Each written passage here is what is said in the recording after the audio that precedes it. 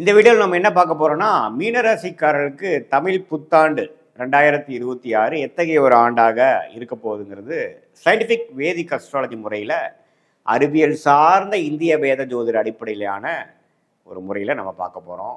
இது மாதிரி பரிகாரங்கள், மூட நம்பிக்கைகள் அதுக்குள்ளெல்லாம் போகாமல் ஒரு ஒரு கிரகமும் ராசிக்கு ஒரு ஒரு இடத்துல இருக்கும் பொழுது, இந்தந்த அமைப்பில் இருக்கும் பொழுது, குறிப்பாக ஆண்டு கிரகங்கள் அமைப்பு இருக்கும் பொழுது எத்தகைய ஒரு பொது தாக்கத்தை, பொது பலனை அந்த ராசிக்கு கொடுக்க போகிறது, 2026 எது மாதிரி ஒரு மாற்றங்களை நம்ம எதிர்பார்க்கலாம் அப்படிங்கிறத மீனராசிக்காரர்களுக்கு தமிழ் புத்தாண்டு ஒரு வருட காலம் ஏப்ரல் 14 2026 ஏப்ரல் 13 2027 வரைக்கும் இருக்கான ஒரு ஆண்டு சித்திரை 1ஆம் தேதியிலேருந்து அடுத்து வரக்கூடிய ஆண்டு முடிவது வரைக்கும் எப்படி ஒரு தாக்கத்தை கொடுக்குது, எது மாதிரி ஒரு பலாபலன்களை மீனராசிக்காரர்கள் கொடுக்க போகுதுங்கிறது துல்லியமாக பார்க்க போகிறோம்.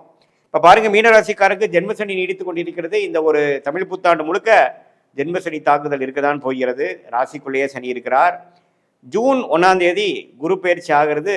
தமிழ் புத்தாண்டு பிறந்து ஒரு 1.5 மாசத்துல குரு பெயரிக்கிறது அருமையான விஷயம்.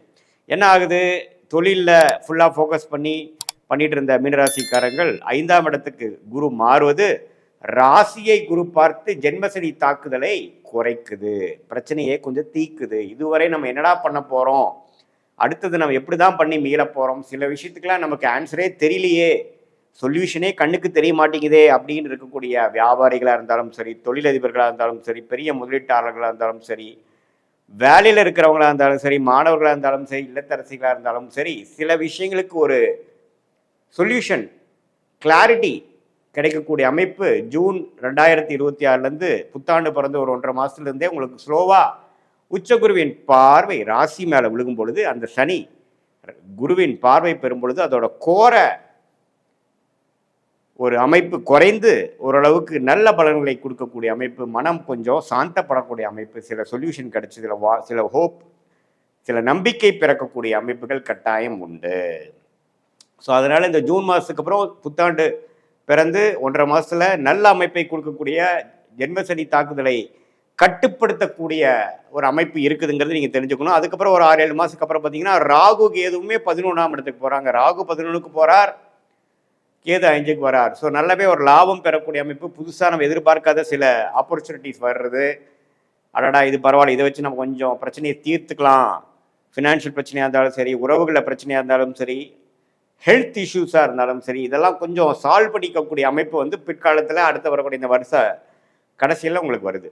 ஸோ எப்படி பார்த்தாலும் நடக்கக்கூடிய இந்த தமிழ் புத்தாண்டு குரு பயிற்சி 1.5 மாதத்துலேருந்து நல்ல மாற்றத்தை மீனராசிக்காரர்களுக்கு கொடுக்கக்கூடிய அமைப்பு உண்டு. ஸோ கடந்த 6-7 மாதமாக ஜென்மசனி தாக்குதலில் நம்ம கஷ்டப்பட்டுட்டு இருக்கக்கூடிய மன இறுக்கத்தோட உச்சத்துக்கு இருக்கக்கூடிய, அதுவும் சந்திரன் சனியோட சேர்ந்தோ, சனிப்பார்வை பெற்றோ, ராகு கேதுகளோட சம்மந்தப்பட்டோ ஒரு இருள் சந்திரனாக இருந்து மீனராசியில் பிறந்தவங்களுக்கு இன்னுமே கிளாரிட்டி இல்லாத ஒரு அமைப்பு, மனம் இறுக்கமாக இருக்கக்கூடிய அமைப்பு, வயசு வித்தியாசம் இல்லாமல் எல்லாத்துக்குமே கொஞ்சம் பிரச்சனைகள். இதே ஒரு சிறிய வயதினராக இருந்தால் மனசு நம்ம கண்ட்ரோல் இல்லாமல் போய் தவறான விஷயத்துல போகிறது, இந்த நேரத்துலலாம் போய் கெட்ட பழக்கம் பழகிறது, அது மாதிரி விஷயங்கள்லாம் இளைஞர்கள் கொடுக்கும். ஸோ இளைஞர்கள்லாம் கொஞ்சம் கேர்ஃபுல்லாக இருக்கணும். ஆனால் ஜூனுக்கு அப்புறம் கொஞ்சம் நல்ல புத்தி வரக்கூடிய அமைப்புகள் உண்டு. இது மாதிரி கல்யாணம், திருமணம் எதிர்பார்க்குறவங்க கேர்ஃபுல்லாக பார்க்கணும். நீங்கள் தேர்ந்தெடுக்கக்கூடிய ஸ்பவுஸ் எப்படிங்கிறது பார்க்கணும், அவசரப்பட்டு முடிவு எடுக்கக்கூடாது. அதே மாதிரி வேலை தொழிலில் இருக்கிறவங்க கொஞ்சம் ஜாக்கிரதையாக எல்லாத்தோட டீல் பண்ணி பிரச்சனையை எமோஷ்னலாக அணுகாமல் லாஜிக்கலாக அணுகி அந்தந்த நேரத்தில் அதுக்கு வேணுங்கிற சொல்யூஷனை பெற்றக்கூடிய அமைப்பு இந்த ஜூன் மாதத்துக்கு அப்புறம் வருது.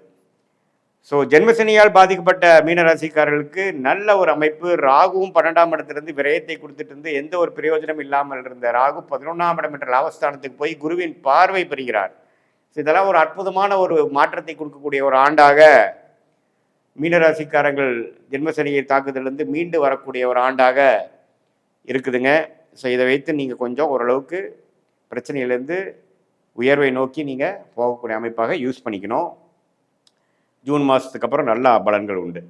ஸோ இது பொதுவான பலனே தவிர உங்களுடைய ஜென்ம ஜாதகத்தில் நீங்கள் பிறந்த தேதி, பிறந்த நேரம், பிறந்த உரை வைத்து வரக்கூடிய திருக்கணித பஞ்சாங்கத்தில் உங்கள் ஜாதகத்தை போட்டு நீங்கள் எந்த லக்னத்தில் பிறந்தீங்க, நீங்கள் மீனராசியில் ரேவதி நட்சத்திரமாக இருந்தாலும் சரி, உத்திரட்டாதி நட்சத்திரமாக இருந்தாலும் சரி, புரட்டாதி நட்சத்திரமாக இருந்தாலும் சரி, நீங்கள் எந்த லக்னத்தில் பிறந்தீங்க, லக்னாதிபதி எப்படி இருக்கிறார், என்ன தசாபுக்திகள் நடந்து கொண்டு இருக்கிறது, நல்ல யோகமான தசைகள் உங்கள் லக்னத்துக்கு போயிட்டு இருக்காங்கிறதெல்லாம் பார்த்து, நல்ல யோகமான தசைகள் போகும்பொழுது நான் சொன்ன பலன்கள் கொஞ்சம் தீய பலன்கள் குறைவாகவும், கொஞ்சம் சுமாரான தசை போகும்பொழுது நம்ம சொன்ன இந்த தீய பலன்கள் கொஞ்சம் அதிகமாகவும் இருக்குமே ஒழிய, மற்றபடி உங்களுடைய ஜாதகத்தை பார்க்கும் பொழுது இன்னுமே துல்லியமான பலன்கள் எடுத்து அடுத்த வரக்கூடிய 3 வருடம், 1 வருடம், 6 மாதம், ஷார்ட் டேர்ம் லாங் டேர்ம்லாம் எப்படி இருக்குது, எது மாதிரி திசையில் நம்ம வாழ்க்கையை திரும்ப போகிறது, எது மாதிரி டெசிஷன் எப்போ எடுக்கலாம், எப்போ மாறலாம், எப்போ வந்து ஒரு இடத்த விட்டு ஒரு இடம் மாறக்கூடிய அமைப்புகள் இருக்குது, வெளிநாடு இப்போது